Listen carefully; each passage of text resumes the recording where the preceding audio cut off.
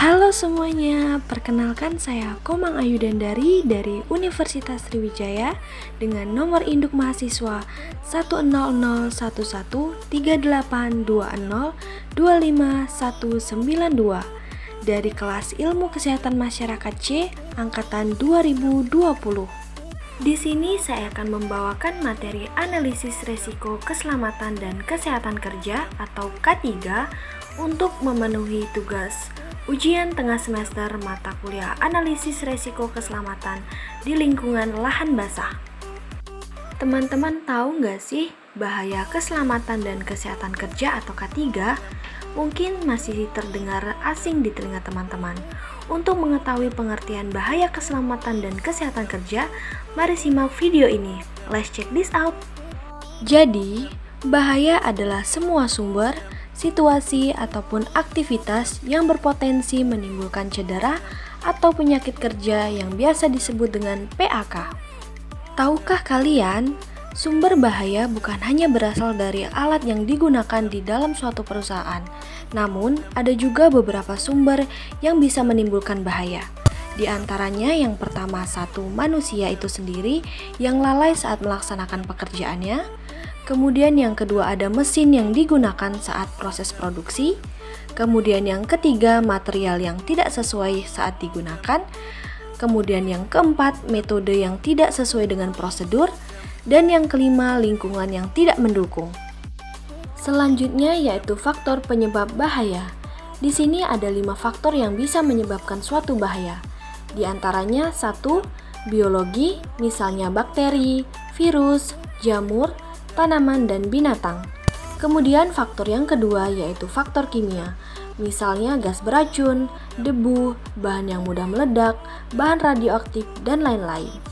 Kemudian faktor yang ketiga yaitu faktor fisik atau mekanik, misalnya ketinggian, konstruksi, mesin, alat berat, tekanan, kebisingan, suhu, cahaya, listrik, getaran, dan radiasi.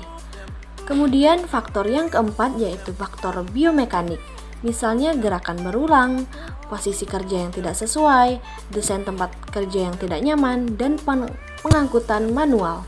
Kemudian faktor yang terakhir yaitu faktor psikologis atau sosial, di antaranya yaitu stres, kekerasan, pelecehan, pengucilan, lingkungan, dan emosi yang negatif.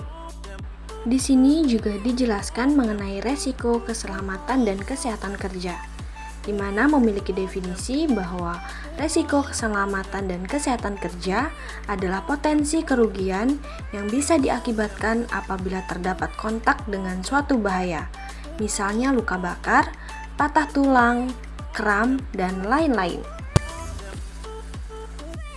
Perlu kalian ketahui bahwa kategori resiko keselamatan dan kesehatan kerja ada penilaiannya loh teman-teman.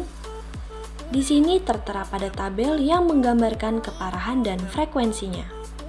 Misalnya, jika frekuensi resiko bahaya terjadi sangat sering, kemudian keparahannya juga terjadi sangat berat, maka resiko yang ditimbulkan adalah ekstrim yang digambarkan dengan warna ungu.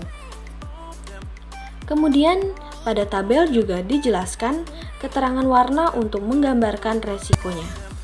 Hijau menggambarkan resiko rendah, kuning menggambarkan resiko sedang, merah menggambarkan resiko tinggi, dan warna ungu menggambarkan resiko ekstrim. Pada tabel juga dijelaskan jika resiko rendah perlu aturan ataupun prosedur dan rambu.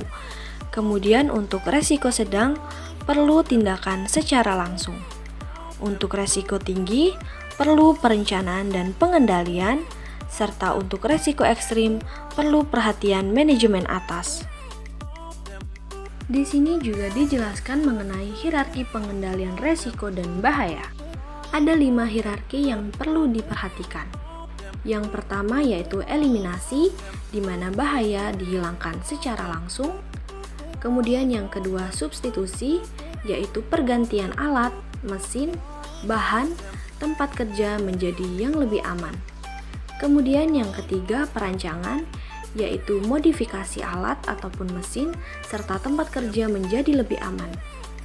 Dan yang keempat ada administrasi, yaitu prosedur, aturan, pelatihan, durasi kerja, tanda bahaya, rambu, poster, dan label. Kemudian yang terpenting yaitu ada pada hierarki nomor 5, yaitu alat pelindung diri atau yang sering kita sebut sebagai APD, yaitu setiap perusahaan menyediakan alat pelindung diri kepada semua tenaga kerjanya. Baiklah, demikian yang dapat saya sampaikan. Terima kasih sudah menonton.